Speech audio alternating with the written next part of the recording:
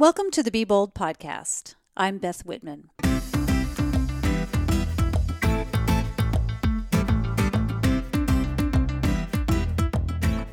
For those of you who might be new to this podcast, let me set the stage for you.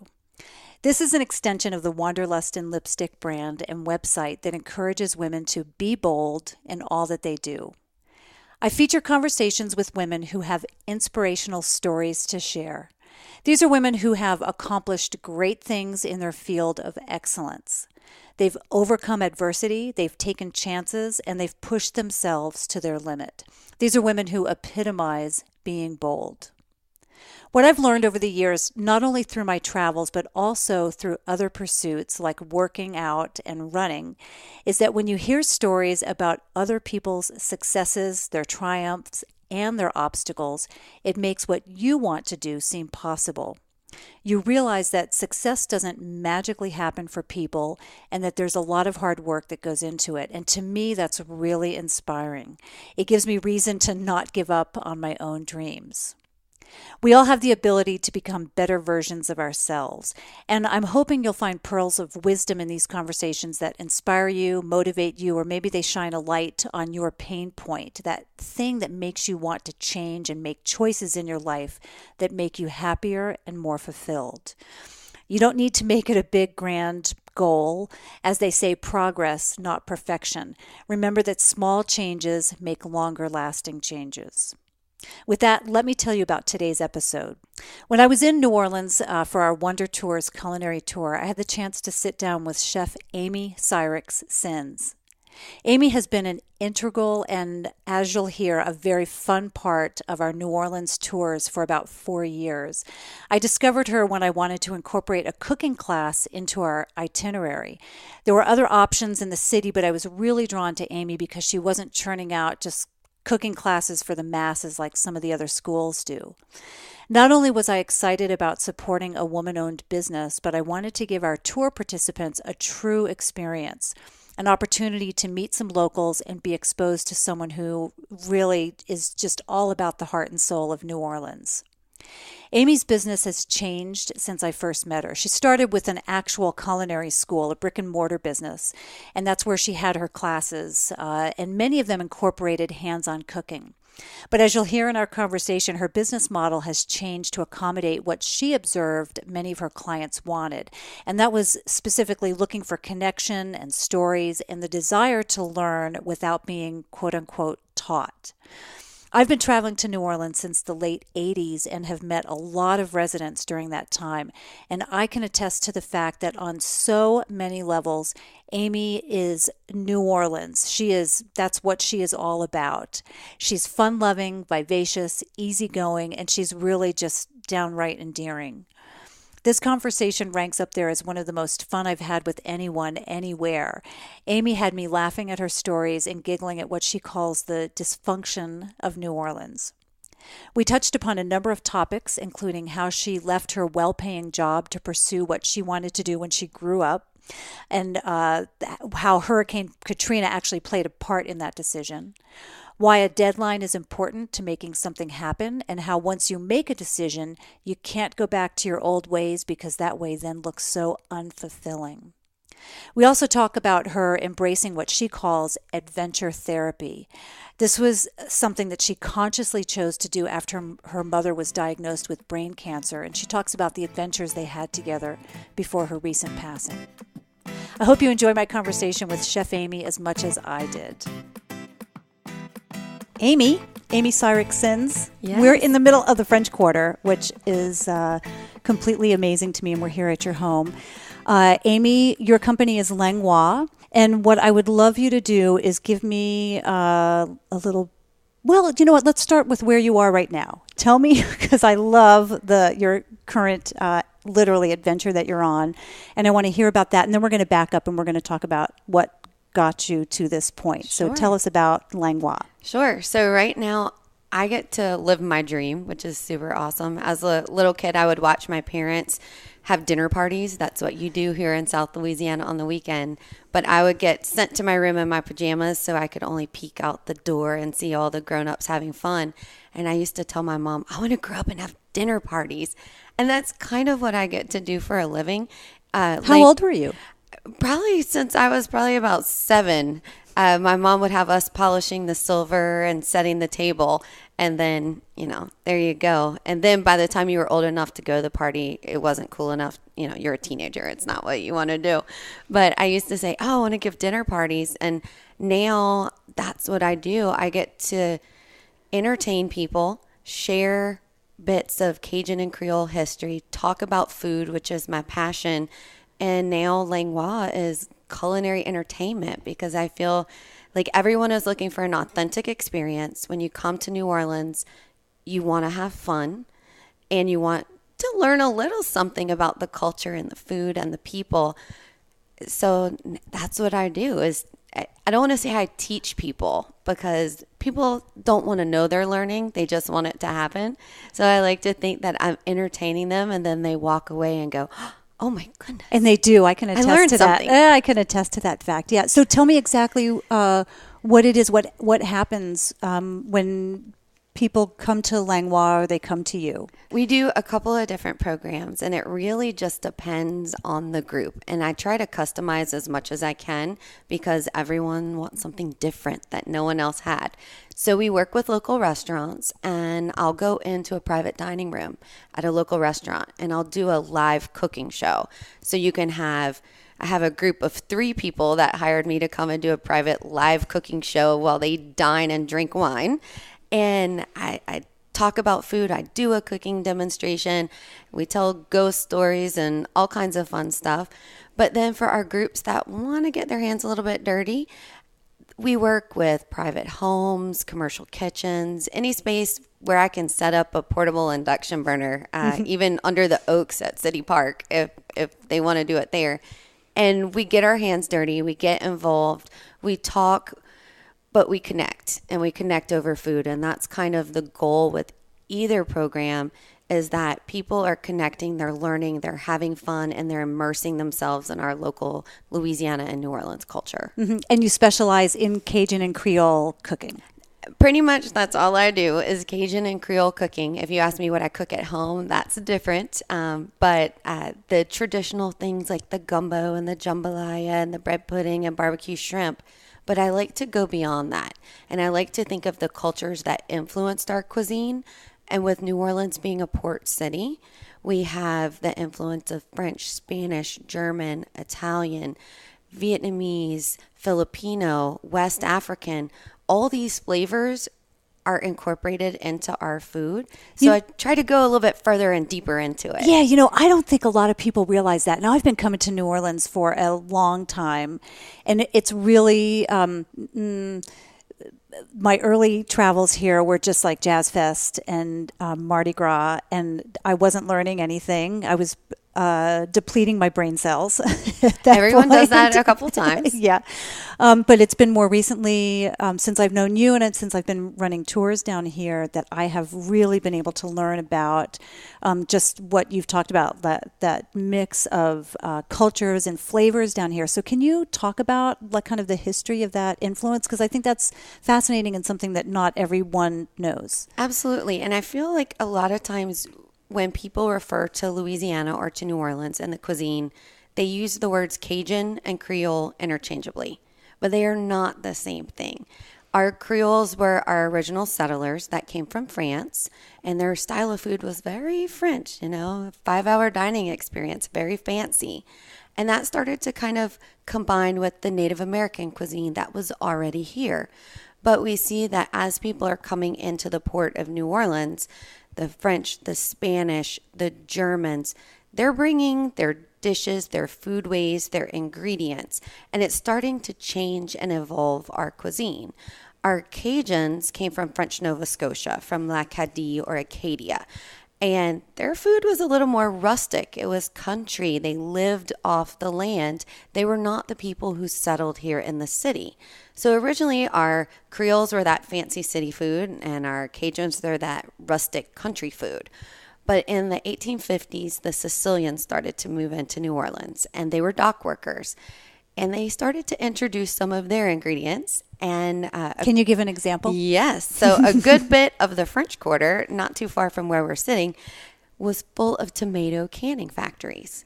And that love of the canned tomato single-handedly transformed New Orleans cuisine. So it started out as, oh, it's fancy French with this mix of other stuff, turned into, does it have a tomato or does it not have a tomato? Because the Sicilians stayed in the city. It took much longer for them to move out into the countryside.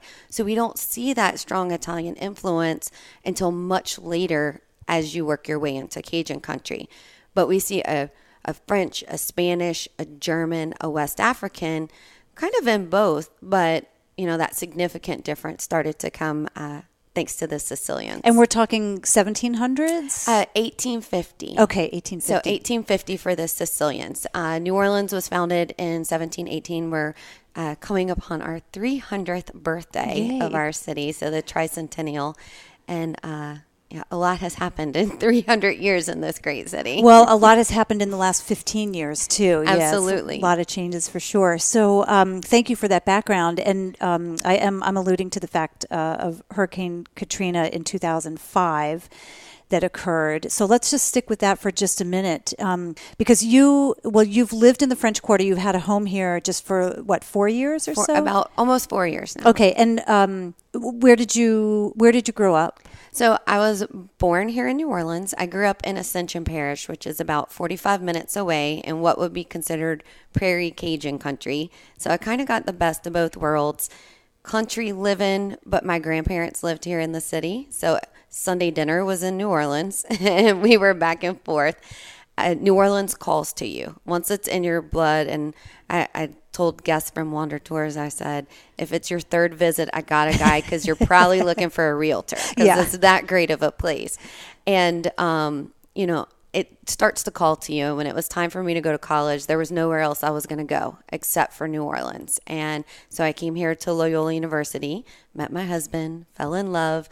He is born and bred New Orleans, and I was surprised I was able to move him out of his New Orleans zip code to a different New Orleans zip code. Mm-hmm. That's how New Orleanians can be. And we lived out by the lakefront in Lakeview for quite a few years. And while we were rebuilding our house after Hurricane Katrina, we lived in the Quarter for about a year. And it gave us an opportunity to live somewhere cool that we might not have ever lived. Was it because the rents were cheaper, or you just... It was the only place I could find a place. Okay. Because I needed to be in the city, not outside the city, and the Quarter wasn't affected by the storm in the same way as the rest of the city. So we were able to find an apartment and move in.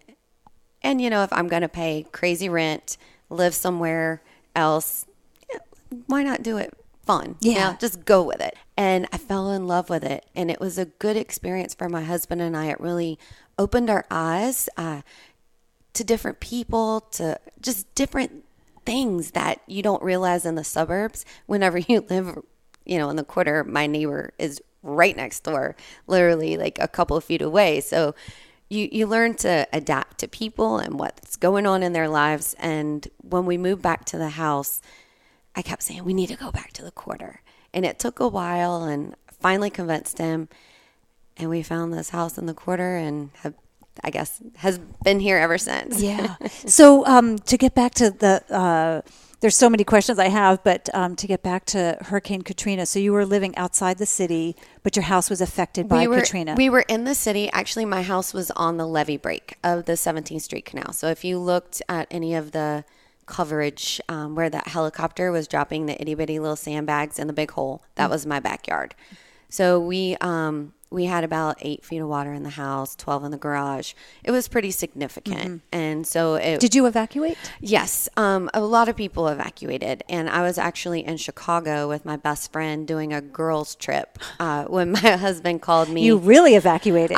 Yes, I was gone. And then my husband, made sure my grandfather was evacuated. He helped his parents, if you think about New Orleans being a collection of neighborhoods, in our one neighborhood, we had 9 family members who were impacted by the storm because everyone lives a few blocks away from the house you grew up in. Mm. So my husband kind of made sure everybody had their way where they needed to go. And then we lost communication because the storm came in. I ended up taking a flight to my sister's house in Houston because it was the closest I could get to Louisiana. And it was a couple of days before we were able to have any conversation, but I could see everything happening on TV. And I've heard stories from people who were out of communication for a week, before they knew if anything was okay with their families. So could you return to your home, or was it just? We were able to return to check things. So we returned, we checked. There was another hurricane that came through, so there was some additional flooding. And it took about 18 months to get back into the house. Do you still have family in that neighborhood? Yes. In the house where you lived? Not in the house that we lived. We sold that house, but within a couple blocks away, absolutely. Good, so many family members. So in the French Quarter, many people don't realize that it wasn't affected, even though Canal Street was affected, which is right on the edge of the French Quarter, because you'll see photos of people going down river, yes, down the street in their boats. But the French Quarter really wasn't affected, as you said, like the rest of the city. But so many people left at that point, really kind of abandoned. I mean, because they were forced to abandon everything that they knew. And when I come back here, and I've been coming back here, for probably the last 6 years or so, 6 or 7 years, and I've seen a lot of changes. But prior to that, it had been many years since I had been here, so I didn't know what the city was like right before Katrina. So can you just describe, and mainly it's just out of my own curiosity, kind of the French Quarter right before Katrina, during Katrina, and then even like just now, like what you're seeing in the last couple of years and how things are right now? Absolutely. And I think every city is evolving, and it's constantly evolving, and New Orleans is, nothing different. And before Katrina, I would say that for me, the French Quarter was, I would come to a couple of nice restaurants. It was where I went and had drinks with my friends and people who were in town. It was a lot dirtier. It was seedier. Yes. Mm-hmm. But the streets were dirty. I remember about 3 years after the storm, we were here in the Quarter for a walking Mardi Gras parade. And there was somebody sitting down on the ground on the sidewalk waiting for the parade, and I thought, oh my God, my mama would have picked me up and told me to clean myself off because the streets were so dirty. We call it quarter gravy, that just goo that's in the street. Ew. And then all of a sudden it was a little bit cleaner and a little bit picked up. So you see those changes kind of happening because for whatever reason, people are paying attention to it and they're, focusing on it. I think you've seen a significant amount of redevelopment throughout the city. What was the Quarter that was like the cool, fancy rent district started to spread. And it started to spread block by block by block. And it was starting before the storm, but it didn't really kick into full gear, I would say probably until the last, 10 years or so. I feel like the city is constantly growing. It's changing. It's beautiful. And it's now somewhere, you want to live downtown again. And when was the last time you think that was the case? I think probably the 70s. No kidding. When I talk to people my parents' age, their families, maybe they were born in the Quarter, but then they started moving out. And, the Quarter went through this redevelopment in the 20s where the, preservationists started to save the buildings because it was falling in disrepair and it was easier to knock something down. And finally someone came in and said, stop. These are historic buildings. We need to save them. We need to make them beautiful again. And so you saw kind of a revitalization, but then, that generation, pooped out, if you will. Mm-hmm. It's exhausting to take care of a 200-year-old mm-hmm. building. And then I think probably in the 90s, we saw another quick little boom. And then it started to fall off again. And now we're seeing tremendous growth. Someone described to me last night that it had been probably maybe 20 years, I'm guessing, since she had been to New Orleans and she had returned. And she said walking down Bourbon Street, she remembered seeing prostitutes in beds being like just kind of floated out like on swinging beds, just waiting for customers, to come into into their houses of ill repute, just. And we went through a little phase, I would say probably the 2 years right after Katrina, when there was, a lot of cash money, a lot of construction, a lot of cash paid, that, Bourbon Street got a little sketchy. And I was like, I don't know if I want to walk down there. This is not my people. This is not where I want to hang out. But I think the city has taken charge of that again and really cleaning it up. I agree. One of the things that I've noticed, and mainly it's because I've been told this, and then that's what my eye sees and my mind sees. So maybe you can clarify. After Katrina, there were a lot of people who came down here to do reconstruction and to help out, and they came from all over the country, and they fell in love with the city and the area, so they stayed. And these were people who saw some opportunities. They have become entrepreneurs, and they've started restaurants, and they've started businesses, and they're doing all these great things, but somehow they're still preserving the culture and the vibe that is so New Orleans. And really it's kind of that fun attitude and just this great spirit. Would you agree with that? I would say that's probably the number one worry of residents, is that we want the city to grow, we want the city to thrive, but as residents, we have learned to embrace the dysfunction that is New Orleans, and we love it. And part of that dysfunction is the culture and our way of life. So we want people to embrace that and embrace the musicians on the corner and embrace the crawfish boils on the sidewalk, not come here, fall in love with it, and change it. And so I think the city has rallied behind those new business people who have moved into the area who keep that in mind. And they know that New Orleans is a way of life. It's how we live, and we do want to keep that culture in place. And the people who support it, we support right back. Can you give me an example of the dysfunction? Oh, the dysfunction. Outside of my house, it took 3 years to get the sidewalk fixed. And the day that they came to fix the sidewalk, I walked out to get something out of my car. I said hello to the guys. I walked back in my house, and then they poured the concrete, and I couldn't get out of my house for 12 hours. That's New Orleans, y'all. What do? I opened the window, I poured myself a glass of wine, and I watched the concrete dry for 12 hours. Did you write your name in it at least? I did. Okay, good. Because I would have, yeah. That was, I absolutely did that. And then I sat and made sure nobody else wrote their name in it. So we now have the smoothest sidewalk in the French Quarter. But it's those kinds of things. It just happens here, and you just have to embrace it. Me calling the city, arguing, complaining, trying to get a walkway built for 12 hours. Nah. It is what it is. You figure it out, or you walk through the wet concrete. Right. And so that's the kind of thing that happens. So you here. just need to have the right attitude. Exactly. And if you don't, you probably leave. You probably go home. Go back to, to your city or. Absolutely. And you find, people are at a crossroads when they're ready to have kids. And that's where, we start to lose some of these people who have moved here. And it's a matter of, is this where you want to raise your kids? Is this, the culture you want? And I say, yes, absolutely. But it's different. It's different than it is in other places. So it's a matter of how much you're willing to embrace it. I know that it's not for me long term. Like I have made peace with that a long time ago. But I love to swoop in and just have a great time and absolutely. And go home. And we love when you do it. Yeah, and then go home and bring my rigid my rigid attitude with me.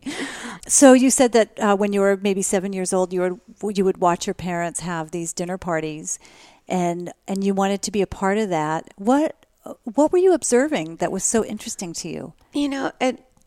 It's funny because you look back in your life and pretty much every event is around food, whether it's your holidays, your special events. And then you start to realize that like your parents are real people and that they do things with other people and they have fun and it's not all about you and you are not the center of their universe. But you are, but they do other things. And I think watching them have fun with their friends and interact and relax is, it pulls you in and it gets you kind of excited that you want to have fun. And there's something about that energy that's created when people are getting together, eating, talking, socializing, that it wants to grow just organically. And so it invites people in. So your interest wasn't about like, I love to eat, so I want to make food. It was really, you were observing a lot of fun that was happening. That's exactly what it is. I love to eat, and I love to eat food, and I love to cook food. And so I would say the second part of that is you see how people respond to the food that you provide them. And, my mom spent all day Saturday getting ready and cooking food, and my dad's cooking a big jambalaya, and they're putting all this love and energy. So they're excited because people are saying, oh, this is good, and they're eating and they're having fun. So there's that other component that, you're getting to watch people experience the love that you put into the plate. You've traveled around the country, I'm assuming. Absolutely. Have you found this kind of attitude anywhere else? I think, yes, and all over the world. And I think anyone that has a very strong sense of culture, if they feel very strongly about it, I find that they want to share that with you. And if you are open-minded and you want to learn, they want to teach you. And when I was in Santa Fe just a couple years ago, I spent some time with some Native American chefs, and they were just so eager to tell me about their food ways and their cultures and to compare it to what we ate. And I saw this, all over the world. When I was in Thailand, people inviting you in China, inviting you in because food is kind of something that we all get it. Everybody has to eat. And so everybody understands that kind of sharing of discussion and food and stories all around the table. And I don't think there's anywhere where once you start talking to somebody about food, they don't dive in. But I think they do it more here. Yeah, I think so, because I think what I sense is that we've lost that sense of family and community. At least in my experience, we don't have that closeness. Like, I don't have that closeness with my family. My family lives on the East Coast and I'm in Seattle, for one thing. But I don't observe that in other families where there's this closeness and this tie and this fun around it. But you, maybe, I don't know if it's because you're living in that world or... It could be. We grew up, Sunday dinner was at my grandmother's house. Every Sunday dinner was at 2:00. And you sat down for dinner. When my husband and I started dating and got married, every Sunday was at my mother-in-law's house. And that's what you do on Sunday. Now that they've moved about an hour away, I kind of enjoy having my Sundays to sit on the sofa and read cookbooks. But there is that point where we do gather around. I don't know if it's that we slow down a little bit and we stop and we enjoy those moments because it's part of our culture to kind of chill. You take a weekend as a weekend. Yes. Mm-hmm. Whereas maybe other places, that hustle and bustle is still there. But anywhere I go, I talk to people about food. So if I'm at a grocery store in Houston, I'll go, oh, what you cooking? Because I'm watching the things go across, the grocery store belt. You get the occasional stranger danger look and people kind of are like, oh, she's a weirdo. But most people will open up. You just have to give them the opportunity. And I think that we all want to open up, but people aren't asking the right questions to get us to stop, slow down, and talk about food. To go back to that, kind of that 7-year-old. So you love cooking, but how did you know you wanted to make it a business? Or when did you know you wanted to make it a business? After Katrina. And, I've always loved cooking. I grew up, my dad was an avid hunter. We lived off the land. We had a farm. We, ate what came off of the property. And so I would stand next to him in the kitchen and stir and poke and taste. And it was our bonding time. And that's how he would relax. He had a busy job, busy life, and then it was time to cook, and that was like everything stopped, and you just focused on food. And I really enjoyed that. And it got to the point where I started to kind of relax by cooking, and even through college. But there was a point where I said, I like people too much and I like to talk, clearly, too much. And to be in that restaurant where you're behind the swinging door and you don't get to see people and you don't get to see them enjoy your food, that was not appealing to me. So it turned into, I was cooking for a hobby. I was following food. I was understanding food. Did you start out in the kitchen and you just thought, oh, I don't like this? Or you knew from day one, like, no, I knew from day one. Wow. That was not what I wanted to do. I didn't want to be stuck in the back. Most people have to get there before they know that it's not for them. And I'm lucky that I guess I made my mind up. And so I took a whole nother path, and I went into business, and I was in sales for 20 years. And after Hurricane Katrina, one of the things that we lost were all of our family recipes, because all the family lived in the neighborhood. And you start to realize you don't have your grandma's recipe or your aunt's or your mother-in-law's, because they were all handwritten and they all flooded. Mm. So I wrote a cookbook because I wanted to bring all these family recipes back together. And I started going, this is my passion, culture. What's the name of that cookbook? It's called Ruby Slippers. And it's life, culture, family, and food after Katrina. And I realized those were the things that truly drove me and inspired me. Culture, food, family, that coming together and enjoying each other. And I started, going that direction. And about 5 years ago, I looked at my husband and I said, I think I need to do it. I think I need to quit my awesome job that I've had for 20 plus years, and I need to open something with food. And he said, okay. So you actually had a conventional job, just yes, I was just like a regular person. Okay. I was a regular person with a day job, and I was, cooking for friends and having dinner parties at my house and catering receptions for my husband's office. But this was not my job. I was traveling the world and studying food and learning about food and taking classes.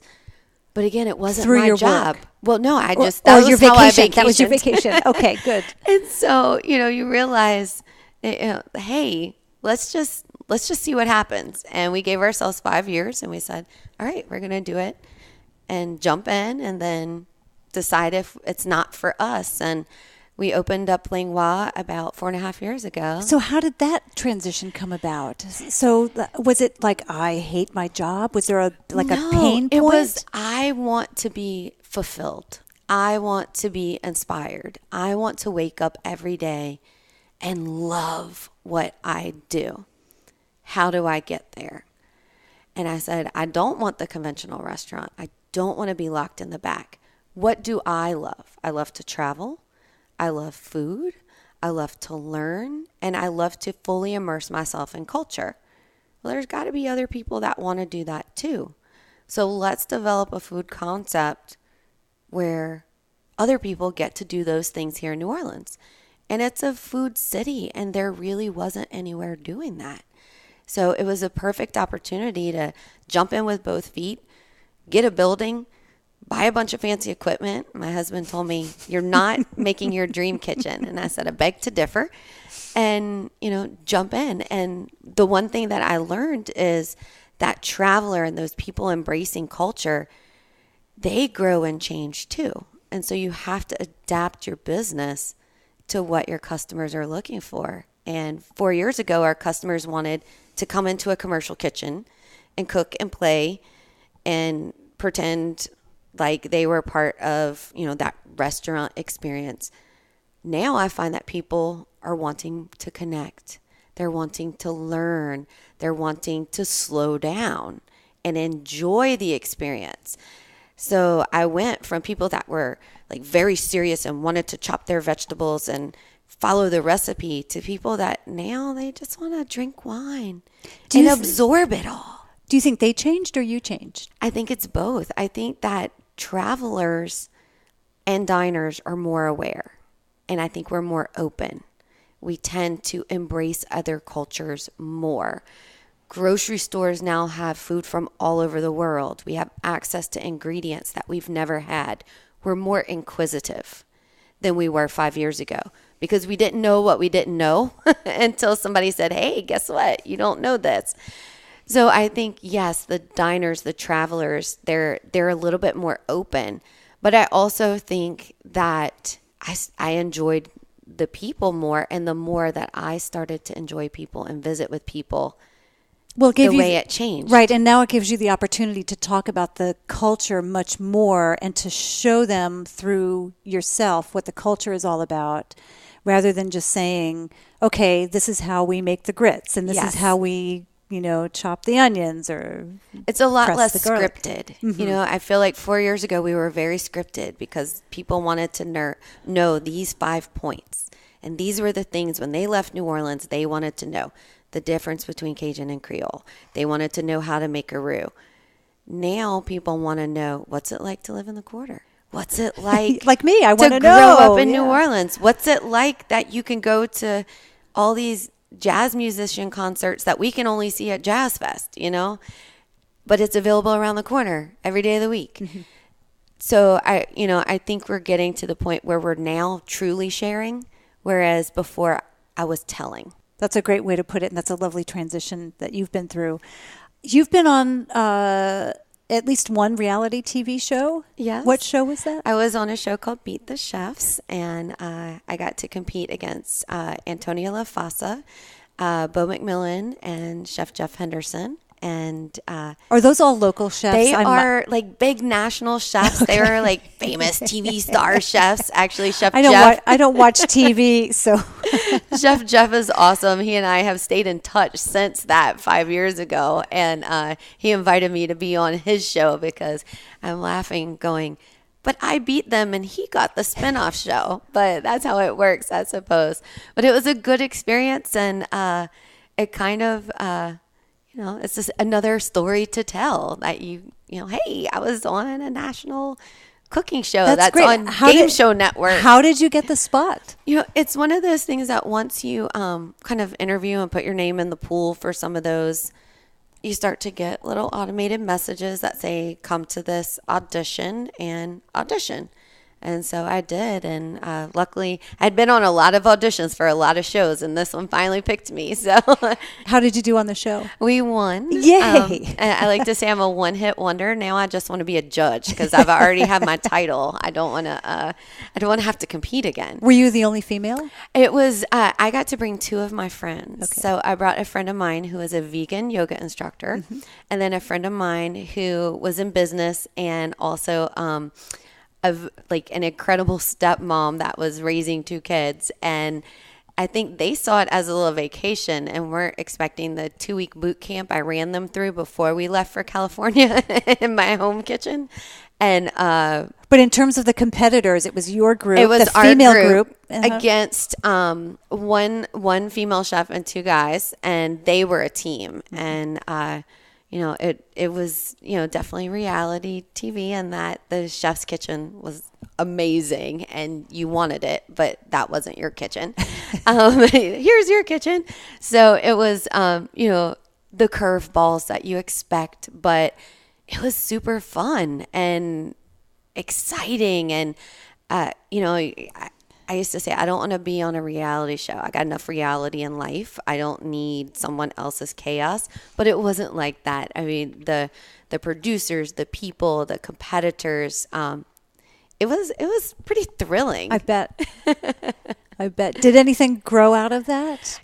It was what helped me with my seed money to start Langlois. When my friends and I won, we split the money 3 ways, and I took my portion to buy the oven in the hood at Langlois. So. That's a great story. You've also won some awards, Travel and Leisure, Best Chefs, part of the Best Chefs of Louisiana. Is that right? So you've got some great recognition behind you. It's been exciting. I think it goes to show that, a girl who was in a whole different industry, once you commit yourself to what you want to be when you grow up, you can make some waves and get some attention. And right when we opened Langlois and had just started operating I guess a scout from Travel and Leisure had come in, and we were named one of the top 20 cooking schools in the world.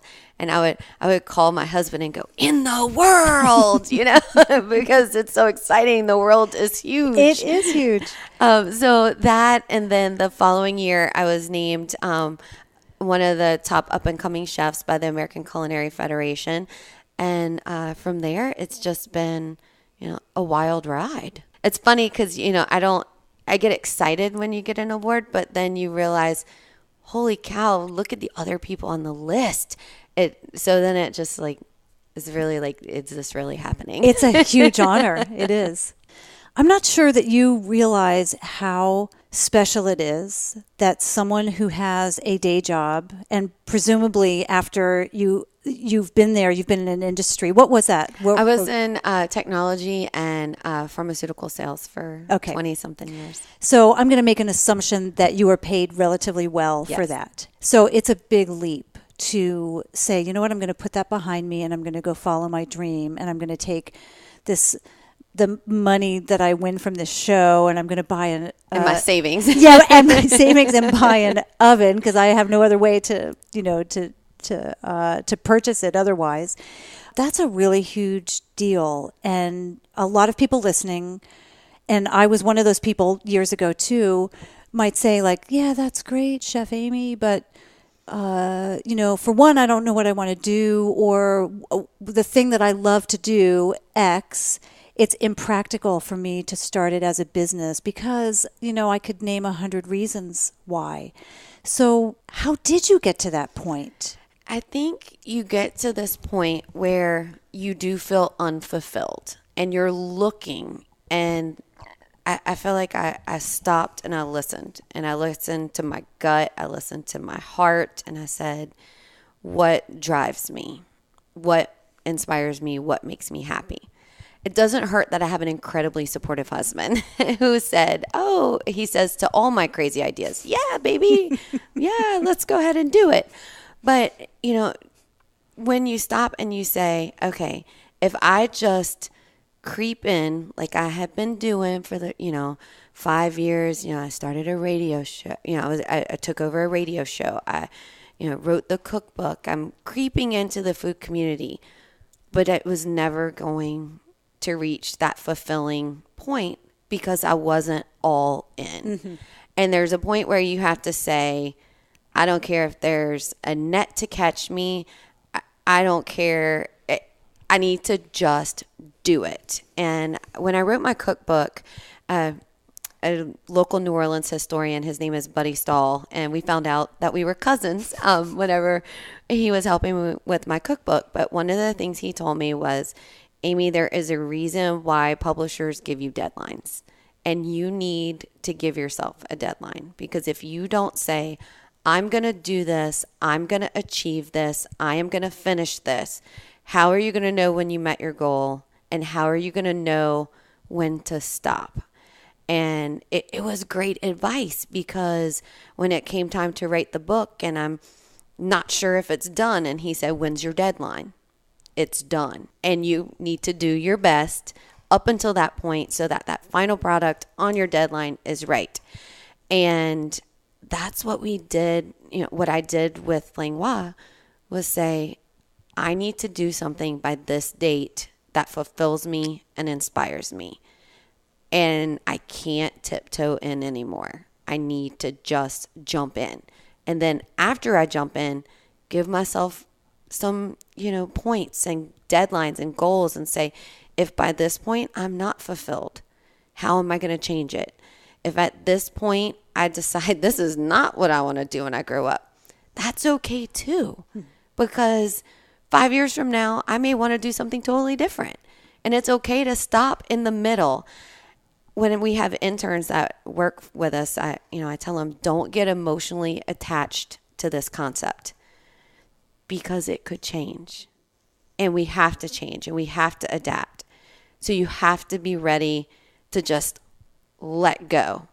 And it's hard to do if you've poured your heart and your soul into something, or you feel very comfortable with something, to just let it go. But you have to trust in yourself, and you have to have a support system that trust you to make the right decision. And in the long run, you feel fulfilled. What I have found is that when you have the seed of an idea, you have an idea to do something, start a business, leave your job, whatever it is, you start to become committed to it. And then things start coming your way where it starts to make sense. And then that old life starts to become so unfulfilling that this other thing just starts to take on a life of its own, and it starts to grow. And then you become so miserable because you're so focused on that, whether it's starting the cooking school or writing a book or, fill in the blank. You become so devoted to it that you can't go back to that. No, and then you're angry at that, right? Because you took so long. Because you took so long and it held you back. Your comfort zone has been holding you back. So you can't, I tell people, be fearless. Don't be afraid. Well, be bold. Yes, be bold. Like Beth says, be bold. Because if you are bold, if you are fearless, if you are all in, then you can say to yourself, you did it and you made the decision to do it. And whether you succeed or not succeed, because not every job, not every idea is going to be that great idea. If you ask me what other 10 crazy ideas I had in the last 20 years, there were quite a few. But when that one does succeed, you go, oh, I am so glad did it. You have a real sense of adventure. You're wearing a shirt that it says adventure. Yes. It just called to me. Exactly. I had to buy it. Yeah. Where did you learn that? Was that something that you grew up with, or was that just part of the environment here, a combination? I realized, when I was younger, I used to always say I was my father's daughter, and my father had a sense of adventure and a sense of, crazy, to the point where he would tell us stories of his childhood. And before the internet, we had no idea if those were real stories. I will say that once Google came out, I Googled them all and they were true. But you realize it's probably in my blood to be a little bit crazy. But my mom taught me that you need to embrace every moment and you need to have fun and don't do what you don't want to do. Just have a great time. And we started to embrace adventure. I would say probably about 10 years ago, she and I, not realizing it, started taking a trip once a year and traveling the world and seeing things. And most recently, in the last probably year and a half, we amped it up significantly. And, adventure is fun. And you brought that sense of adventure, just kind of that attitude with you when you traveled. Yes. What kind of things did you do that, and I'm thinking if someone's listening to this, they're thinking, oh, yeah, I could go to Paris, but how can I make Paris an adventure? Okay, so I'll tell you. I took my mom passed about 2 months ago, and whenever she was sick and we knew that she still had some energy, we were sitting in bed drinking, she had her little hot tea and we're sitting in bed, and I said, I sent an email to my travel agent just to see if there was anything. And my travel agent said, if you book by 10 a.m., you can have this great deal. So thank you, Lila, out there. I love Lila. And so we booked it.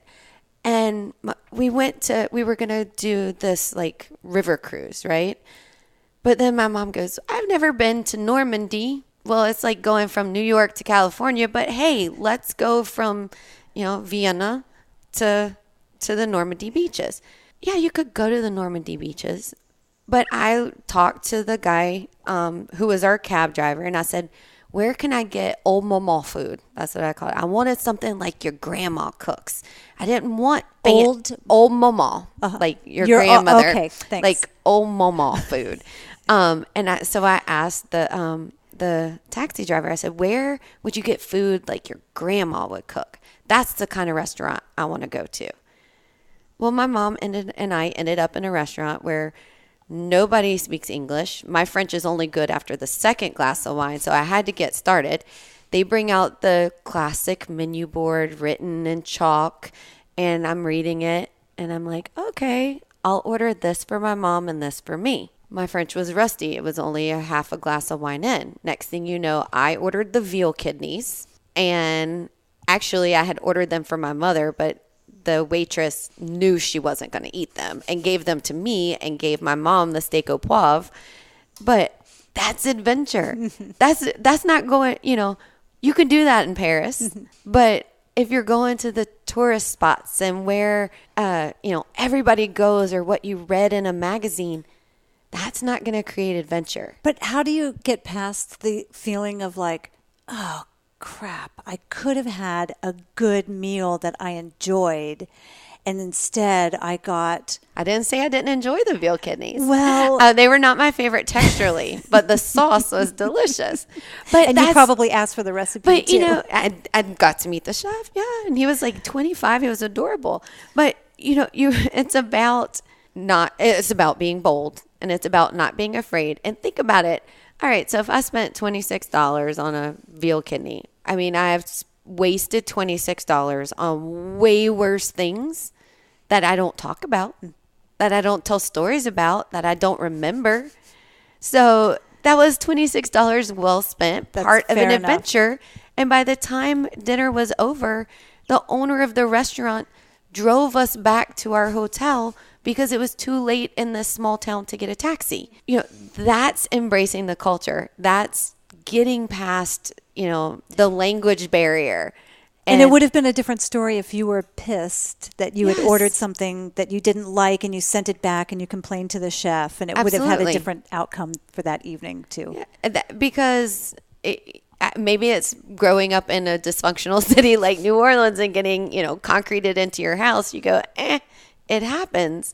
But, those are the things that you have to, just let happen. I mean, we got to the point where it was so cold in Chantilly when we were there that they thought it was going to snow. And we had made so many friends with people that we met in the town that my cell phone was on the, it could snow watch list, and all the people in the village were going to call us and tell us if it started snowing. That's embracing the culture. That's being up for adventure. That is not going to a restaurant saying, I checked it off my list, I went here. No, you got to get a little dirty. And I had what the guidebook suggested that I have. Yes. You mentioned something earlier about before we started recording, and you called it adventure therapy. Yes. Can you explain what that is? So my mom had brain cancer, and when we were talking to the doctor, he said, you need to live every day the best and most fun experience you possibly can. You could live for a year, you could live for 20 years, but why waste any moment? And I took that to heart. And every time she and I did something, we would call it adventure therapy. And right after her brain surgery, we packed up and went to, we decided to go to Sedona because we heard that the energy there was good for us. So we said, we're going to go to Sedona. But, we got to see the bright lights. We started off in Vegas, and we said, we're going to drive Route 66 and drive to Sedona. At some point, what should have taken us 5 hours, 4 hours, it was 9 hours by the time we got there because we stopped at a reservation and we had lunch. There was this giant metal Tyrannosaurus Rex in the middle of a pasture. And she goes, oh, look. I turned around in the middle of the highway, pulled over on the side, and we ran out in the pasture and took a picture with it. That's adventure therapy, and we're tagging it on stuff because, if I were with my husband, he'd be like, you're crazy. Look at that. Yeah, hey, keep going. But sometimes you need someone else with you to embrace your crazy and being part of the adventure. Yeah. And it's healing. Well, I was going to say, what if we just all took that step to call everything every day is adventure therapy? Absolutely. And I support that. Yeah. Whether it's breakfast, what we eat for breakfast, eat or drink for breakfast here in New Orleans. Yes. And just every time we step out the door, it's just adventure therapy. I think that's a really great way to look at life. And when you have that kind of mindset, adventure finds you. And I tell my best friend all the time, I'm like, how does this happen to me? No, this stuff doesn't happen to anybody else. Who gets concreted in their house? Who, has, a chicken that you have to put eye drops in their eye 3 times a day because you wanted to save it. These are not things that happen regularly. But I think once you tell the universe, hey, bring it on. Yeah. It finds you, and it's fun and it's exciting, and it makes your life full of stories. And at the end of the day, that's what we remember. You know, we remember the stories, we remember the good times, we remember the fun we had, And the connections with people, as you said. Yeah. Is there anything that you would like to share that we haven't covered today? I mean, I love your be bold, and I think. What does being bold mean to you? To me, well, I kind of feel like if I tried to be any bolder, I might get myself into a lot of trouble. But, being bold, in my opinion, is, tackling it, going after it, being ready for the unexpected with open eyes and open arms and embracing it. And I think also maybe making things happen. You can't just sit back and wait. You have to move forward. So move forward assertively and be bold. What do you think about luck? Do you believe in it? I do. But I think we also make it ourselves. And if I'm constantly have the mental attitude, I'm down on my luck, bad things are happening, I'm surrounding myself with negativity. Well, whether or not I have bad luck, I'm choosing to see the bad things that are happening so they make a bigger impression. Whereas if I go, I have good luck, you start to realize all the good things that happen. So I think it's about your focus and where you're putting your focus. And hey, if I win the lottery, because you can't win if you don't buy a ticket, yay, that's great luck.